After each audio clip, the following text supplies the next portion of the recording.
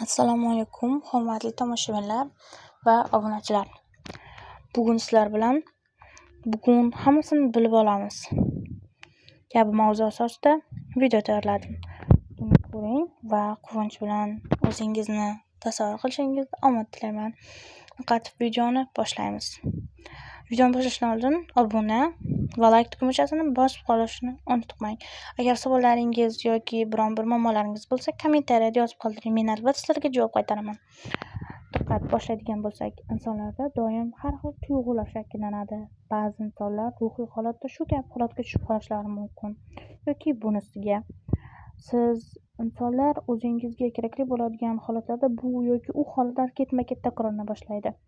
Shu kabi, ya'ni ba'zida ruhiy jihatdan qo'rquv va azob his qilasiz. Ba'zida esa quvonch. Ba'zi insonlarda bu qayta-qayta takrorlanadi, to'xtovsiz. Oxir-oqibat quvonch va shu kabi narsalarni yo'qotib qo'yishingiz mumkin.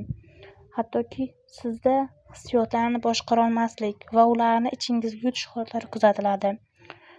Va oxir-oqibat ba'zi insonlar barcha narsalarni tashlab shunchaki ketishadi. Shunchaki tark etish.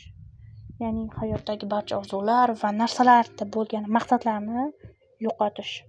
Maqsad yo'lini yo'qotasiz va siz bo'shliq tomon yura boshlaysiz.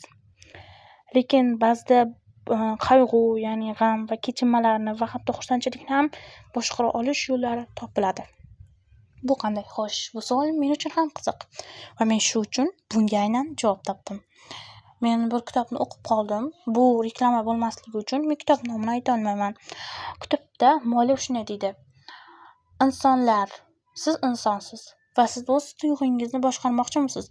Unda ularni barchaga ko'rsating. Ya'ni siz o'z his-tuyg'ularingizni yashirishni to'xtatishingiz kerak. To'g'ri. Masalan, birov o'lganda borgan vaqtingiz his-tuyg'uingizni yashirishingiz kerak bo'ladi. Ya'ni o'zingiz g'amni his qilasiz. Lekin bu boshqacha ma'noda aytiladi. Ya'ni his-tuyg'ularni qancha yashiraversangiz, ularni ichingizga yutsangiz, ichingiz xuddi to'la boshlaydi. Xuddi chiqindi idishiga chiqindilarni tashlamasdan yig'aversangiz, shulingiz va ba'zi insonlar hatto chekish va yolg'izlik va shu kabi holat kuzatilishi mumkin. Ba'zi insonlar keyin o'z xususiyatlarini ko'rsatishni to'xtatgandan keyin alkogol, spirtli ichimliklar, o'sha har xil sigaret kabi narsalarga bog'lanib qolishadi. Ba'zilar hatto narkoman ham bo'lib ketishlari mumkin. Bu juda xavfli. Shunday holatlarda siz o'zingizni ochiq holatga tushishingiz kerak, ya'ni introvert bo'ling. O'zingizni to'liqligicha bayon qilmang. Insonlarga qanday inson ekanini ko'rsatishingiz shart emas. Shunchaki kulgingiz kelgan vaqtda tabassum qiling. Xafa bo'lgan paytingiz yuzingizda xavf bo'lishingizni shaklantiring. Agar shunchaki ichingiz to'lib ketgan bo'lsa va uni insonlarga aytolmayotgan bo'lsangiz, bir narsani unutmang, doim ham sizga hissiyotlaringizni ko'rsatish kerak degani emas. Ya'ni agar yig'lagingiz kelsa, uyingizning bir burchagiga o'ting va bas deguncha yig'lang. Shuning ichingizga barcha dardlar kelib chiqib ketadi. Shunday holatda men bu gaplarni motivatsiya yoki zerikarli gaplar bilan olib bormoqchi emasman.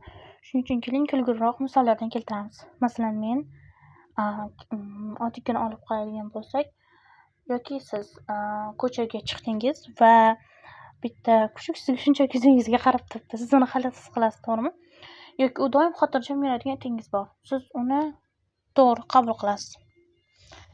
Va bu narsalarni to'g'ri falsafa yurita olasiz. Endi shuni o'ylab ko'ringchi, siz ham aynan shu kabi bo'la olishingiz kerakmi? Bu noto'g'ri. Siz o'z saytlaringizni ko'rsatadigan bo'lishingiz kerak. Endi keyingi savolga o'tamiz. Nima uchun asosiy qonunlar rasmiy emas? Buni qanday keltirish mumkin? Masalan, O'zbekistonda o'sha 4-bobda 17-modda edi, adashmasam.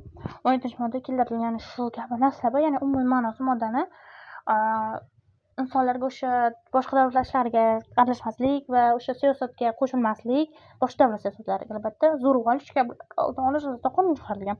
Bu qonun asosiy konstitutsiya qonuni, lekin nega internet va tarmoqlarda har xil prank va shu orqali insonlar ba'zilar aziyat chekishlari, hatto qo'rqib qolishlari mumkin.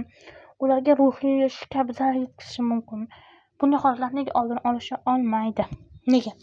Nega bunday narsalarni to'g'ridan-to'g'ri taqiqlab, bu haqida konstitutsiya qonun chiqarmaydi hech bir davlat?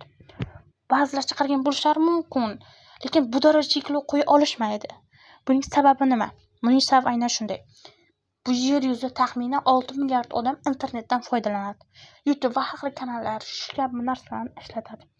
Bunday holatda agar biron bir ko'rayotgan narsangiz yoki boshqasiga tanqid yoki to'g'rilab qo'yilsa, ularda kelishmovchiliklar va har xil boshliqliklar yuz beradi. Hatto qo'zg'olonlar boshlanishi ham mumkin. Ya'ni biron bir kanalni to'g'ridan-to'g'ri mana shu qonunni chiqarib butunlay cheklab qo'yish oqibatida ko'p norozilik va qo'zg'olonlar boshlanib, tartibsizliklar yuz beradi.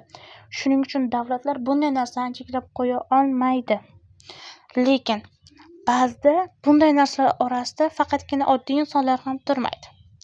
Ko'rib turganingizdek, suratda tasvirlangani kabi, bu yerda oddiy insonlar tasviri turibdi.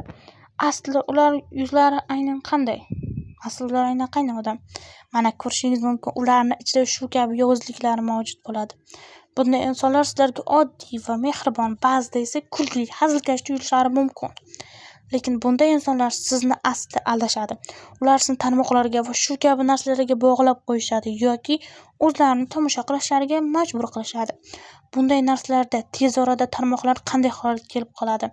Bema'ni hazillar va to'g'ri kelmaydigan gaplar. Oxir-oqibat haqiqat yoki yolg'on ma'lumot. Bu to'g'ri inson yoki yaxshi insonning ajratolmay qolasiz. Hamma o'zini yaxshi ko'rsatadi. Aslida ichida qanday insonligini bilolmay qolasiz. Siz shuni unutmang. Bu degani sizga tarmoqlarda video yoki boshqa narsa yuborish va o'zingiz ulardan foydalanishingiz mumkin emas degani emas. Bu sizni qanday inson ekanligingizni anglatadi. Siz har bir insonda ikki xil jihati bo'ladi. Ba'zi insonlarda yoki ba'zilarda emas, har bir insonda, hamma odamda ikki xil yaxshi va yomon tomoni bo'ladi. Ya'ni ichingizda yaxshi va yomon tomoningiz bor. Siz ulg'ayganingiz sari yoshligingiz, ota-onangiz kattaganingizda esa ulg'aya boshlaganingizdan keyin esa o'zingiz uni shakllantirasiz.